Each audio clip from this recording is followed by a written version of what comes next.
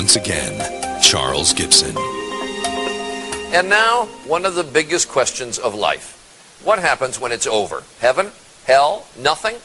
Or might there be a fourth possibility, reincarnation? Could we come back as someone else? Here's Chris Cuomo with two down-to-earth parents who thought they understood the mysteries of life. That is, until their toddler began to talk.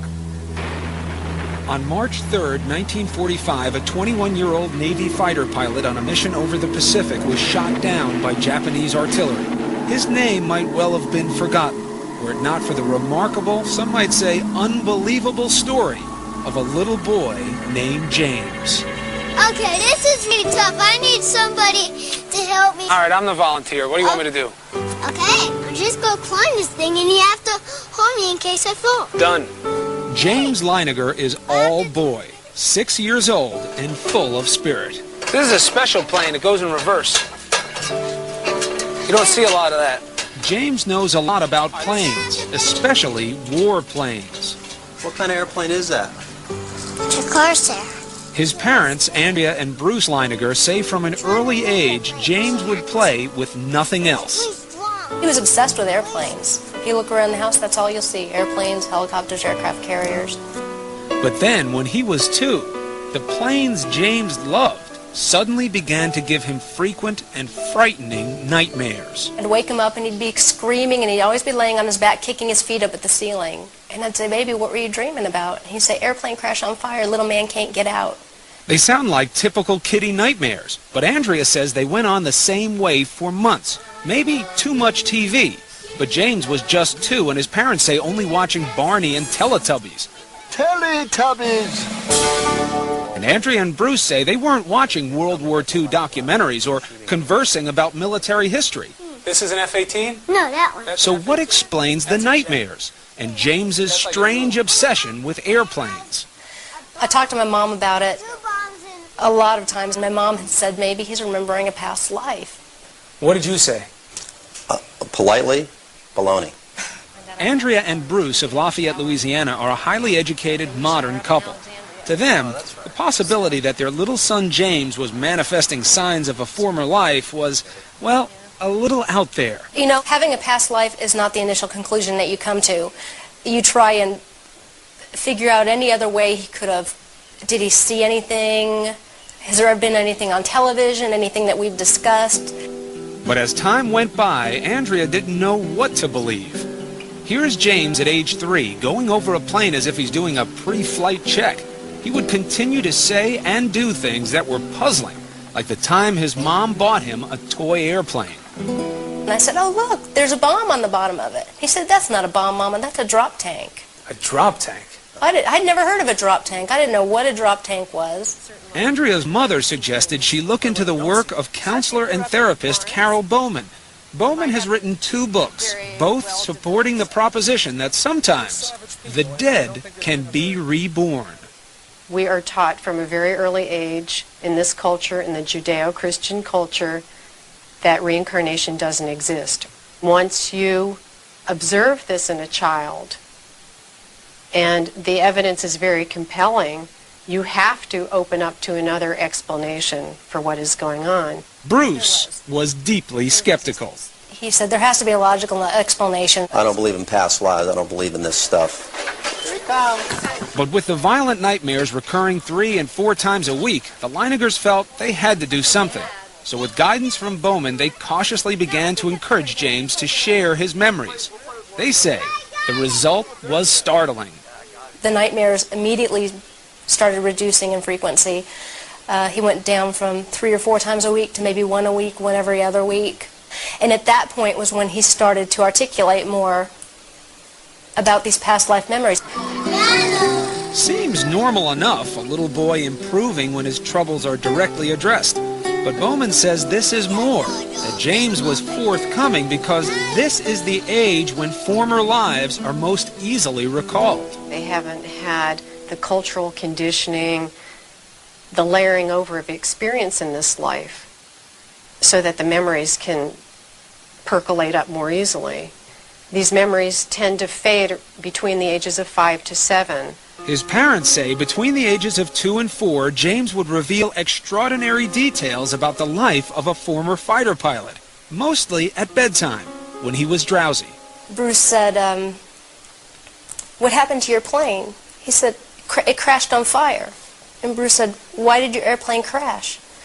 And he said, it got shot. And Bruce said, well, who shot your plane? And I'll never forget the look on his face. He went, oh, the Japanese! Still, despite these extraordinary stories, Bruce remained dubious. Almost to prove they couldn't be true, he began to piece together the details James was sharing. And what he found, he says, shook him to the core. For in many instances, the stories appeared to match the facts. James seemed to be recalling real events, real people, in the life of a man who'd been dead for almost 60 years.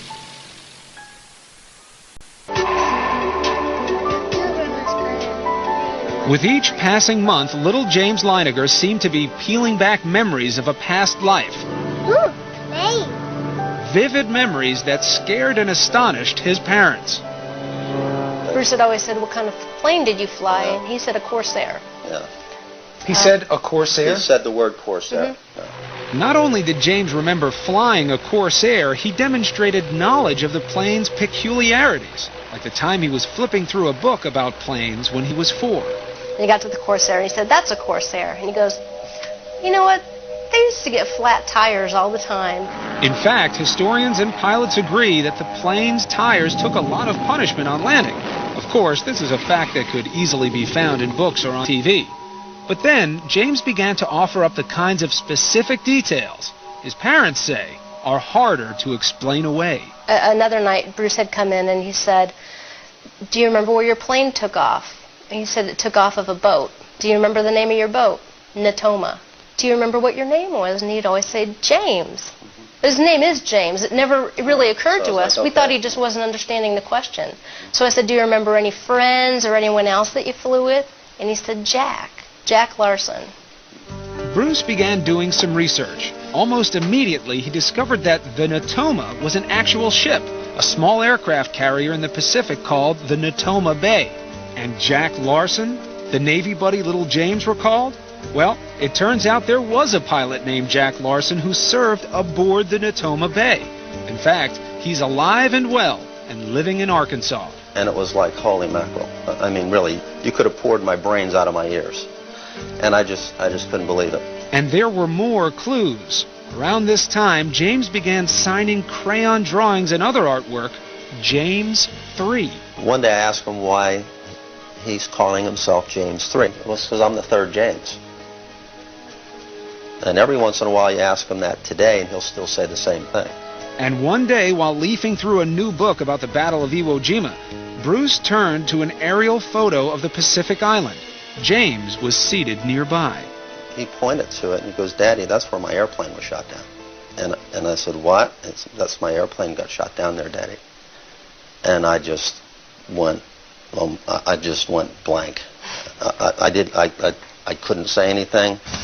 By then, Bruce had become a man possessed, searching the internet, combing through military records, and interviewing men who served aboard the Natoma Bay. Finally, a breakthrough. He learned that there was just one pilot from the squadron killed at Iwo Jima. That pilot, James M. Huston, Jr. Is this why little James was calling himself James 3? It just crystallized in my mind. This has to be who we're talking about. You know, my meter of skepticism was starting to go over toward belief.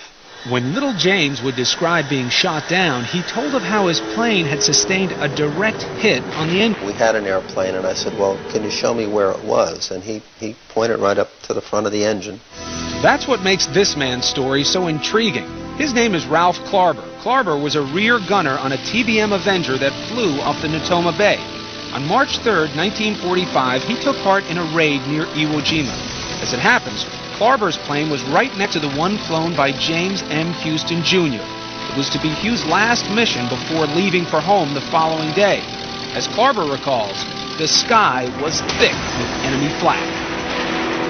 We experienced pretty heavy anti-aircraft fire, but This was the most intense that I experienced at any time. Suddenly, a flash near the nose of Huston's plane. I saw the hit. I would say he was hit head on. Yeah, right on the middle of the engine. Just as little James had described it. But what do you believe now about your son James? I believe that he had a past life. I believe that in his past life he was James M. Huston Jr. And he came back because he wasn't finished with something. And that's essentially what I believe. Dear Bruce and Andrea. And he's not the only one. This past October, the Leiningers received a letter from a woman named Anne Barron, the sister of pilot James Huston. Andrea and Bruce had contacted her about their little boy. Barron heard about what young James was saying, and she believes. All of this is still overwhelming. I can only imagine how it has affected you, but I believe, with my love to you, Anne. The child was so convincing and coming up with all these things that there's no way in the world he could know, unless there is a spiritual thing.